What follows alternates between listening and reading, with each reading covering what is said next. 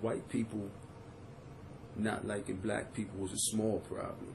Black people not liking black people is a bigger problem. See, the real issue isn't that white people don't like black people or that white people dislike black people. The real issue is that black people don't like black people. Black people dislike black people. And although it is a program, we must understand that that's the biggest issue that's holding black people back, is the fact that they hate each other, the self-hatred.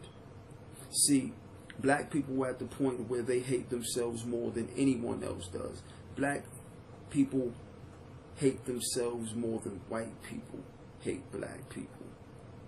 See, no, let me rephrase that. Black people put more energy into hating black people than white people put into hating black people. See, the program has already been set.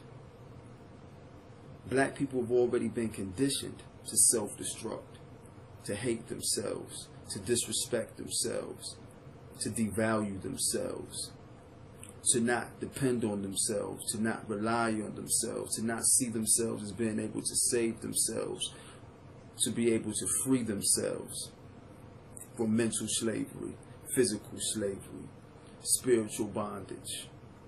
See, it's all spiritual before anything else. And when a group of people are allowed to conquer your spirit, everything else is conquered along with it. Your body, your mind. So, and I say that Charles Manson probably said it best. And his words were, I hate white people. White people are rotten. Black people are rotten because they act just like white people. They want to be just like white people. We can stop there. We don't even got to go any further. This is telling you from the horse's mouth. If you think it's black rhetoric by me talking to me saying this, it's documented that you've had white people saying that white people are a disease to the planet. That the white man is a disease to the planet and does nothing but wreaks havoc and destruction to the planet. That the white man is by nature destructive and poses opposition to the natural flow, the natural order of the planet. They're saying this about themselves, about their own people. The Iceman Inheritance wasn't written by a black scholar, by a black writer. That's not black rhetoric. This is a Caucasian, European, white person, whatever you want to call it, telling you the source, the origin of their behaviors, their perversions, their greed, their selfishness. See, but on the flip side, it's all self-preservation. And I mean, that's human nature, to want to survive. See, now the issue with black people is that self-preservation has been eliminated from our thought process. We're not thinking self-preservation. We're thinking everyone else preservation. We don't see an issue or see something wrong with something until it affects other people. Situations that black people are already enduring, that they're already going through or been going through for hundreds of years, is just now all of a sudden becoming a problem because of the possibility that white people may possibly be in these situations. That white people may start to become treated like black people. That the system is going to start treating them the way that it treats black people. And they're in an uproar because they don't want to be treated like black people. And so black people want to rally behind them because they send out a SOS or a distress signal. As many SOS and distress signals the black people have sent out, how many non-black people have truly come to your aid? And then we want to separate things, black, brown. Listen, all of you so-called Puerto Ricans, Hispanics, whatever you choose to call yourselves, Mexicans, whoever, whatever. Let me explain this to you. You are mulattoes, quadroons, and octoroons that speak Spanish, Italian, Portuguese, or whatever other language that was given to you by your oppressors. But if you get to the root of it and trace back your roots, you see they get very dark. Just because you've been amalgamated, lightened,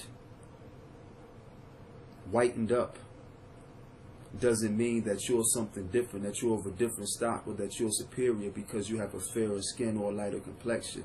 Stop denying your African roots. Stop denying these things. Because your whole culture, every aspect of it, it all comes from the motherland. All of this, all indigenous cultures, they all link. They all tie into the motherland. Different energies may have different names, different forces may go by different names, but they still have common links. Now, again, when we go into honoring our ancestors, some people say, well, I don't know who my ancestors were. Well, they damn sure wasn't Europeans. So act like anything other than a damn European. You know, stop playing semantics with yourself. Try because you want to romanticize and justify being in love with this white man's world. See, black people have become addicted to this white man's world. Cracker addiction is worse than crack addiction. We done went from Nagas to niggas. We can't think straight. We went from wise and knowing to ignorant and unknowing. But we don't want to take back the power. We don't want to reclaim our glory. We want to run around monkey see, monkey do. Okay, so which monkey are you? You following behind what the monkeys do? Check your ancestry, your DNA. You didn't come from monkeys. You didn't come from apes. So stop acting like damn apes. Stop acting like animals. It's sickening. And what I mean by addicted to the white man's world is you eat like them. You think like them. You live like them. You walk like them. Talk like them. You're entertained by the things that they're entertained by. You find joy in the things that they find joy in. You value what they value. You honor what they honor because they've trained you, programmed you, and conditioned you to. The spirit has been broken. There's no fight left. And these broken spirits are being passed down from generation to generation. It has to stop. Some may say I'm extreme, I'm going overboard, but my thing is this: detach as much as you can, step by step. Little steps are better than no steps at all. But you have to deprogram.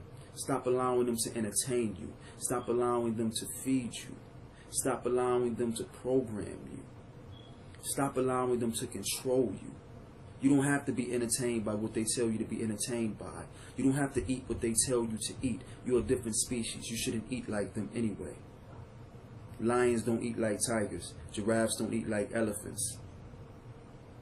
Polar bears don't eat like gorillas, as Sebi would say. When a house cat doesn't eat like a mountain lion or a wild cat. Know your species, learn your species. Rabbits don't act like squirrels. And lions don't hang with hyenas under no circumstances. Except for scarred lions. And you see what happens to them in the end. So, with all of that being said, what I'm saying is this. The issue that black people are facing is the fact that they don't know how to live without white people. They don't know how to think without thinking like white people. The way black people view the world is through a European lens. Europe is the land without sunset. It's void of sun. It's a lower self. So, if this is who we're emulating, if this is what we're mimicking, are you surprised by the condition, by the state that you're in? Because you don't know who you are, you don't know your place in the world? But everyone else knows who you are. They know your place in the world. And this is why you suffer, because you reject who you are. You don't want to accept who you are. You want to hate yourselves because everyone else hates you. And a lot of it is not even the fact that black people hate black people. The issue is that black people hate the cracker inside of black people. The cracker tendencies inside of black people. So it's not even that they actually hate the physical skin color of black. It's the actions, the cracker inside of black people that is being acted out.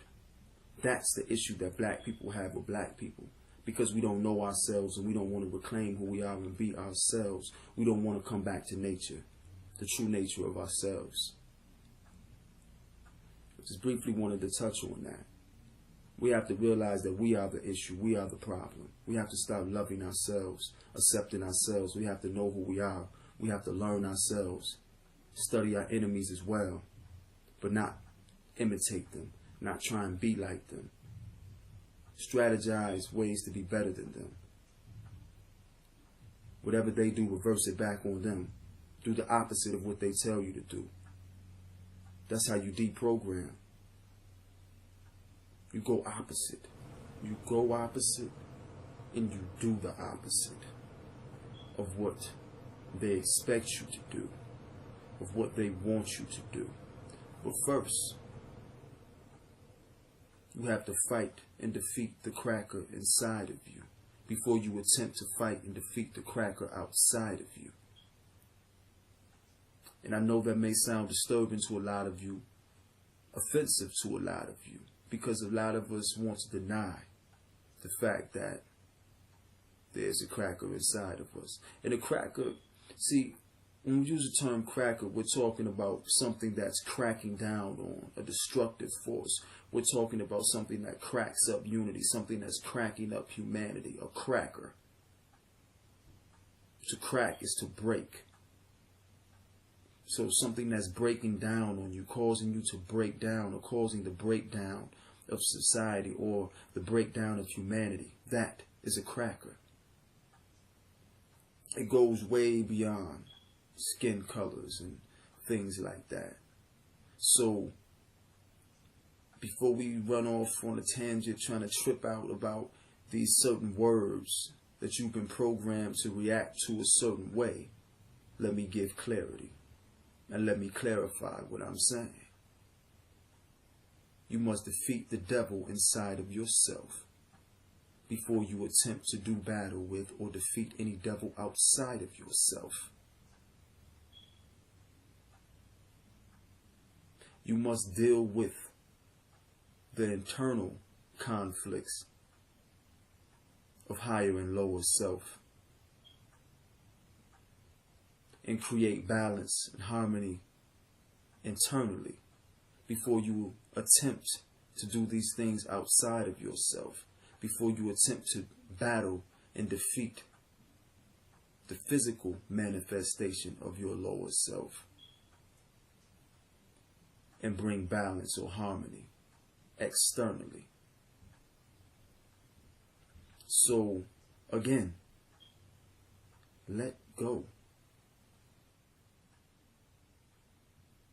See, this world only exists because you give your energy to it. It exists because you allow it to exist. You know how they say thoughts are power when you think things or you will things into existence. Well, if you could think things into existence, then you can think things out of existence or simply not think about. Then there will be no existing. Stop thinking about these parasites. Stop giving them your energy, your attention. Ignore them because they feed off your attention and your energy. Once you stop giving it to them, they starve and they die. It just requires discipline and dedication on your behalf. But the first step to recovery is admitting that we have a problem. And the problem is the cracker inside yourself. The devil inside yourself, devil being short for de-evolution. The de-evolution of self, the self-destruction, self-sabotage. So, it's really just doing what's necessary to eliminate these factors that are causing hindrance in our progress. But first we have to know what these factors are. Stop allowing them to entertain you. Stop allowing them to pacify you. Stop allowing them to manipulate your mind and control your energy and your attention. Stop being fooled by parlor tricks.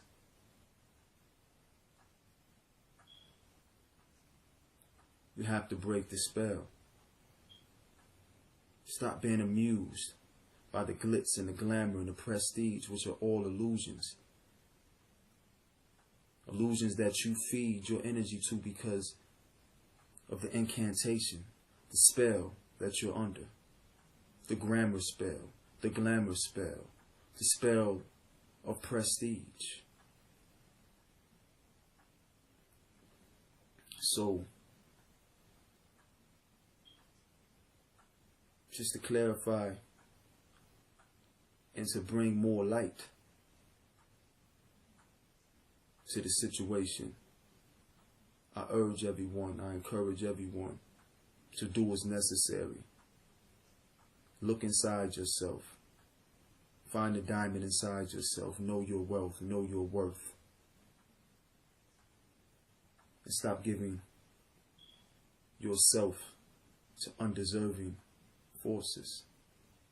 Stop giving your energy to undeserving outlets. Are you your soul controller? Remember, control your chi, control your ashe. To remember is to reassemble, and to recover is to protect your neck, to protect your dome. Recovery is necessary, detox is necessary. We become too addicted to this parasitic world. We must detox. With that being said, wholeness family, rise and be greater.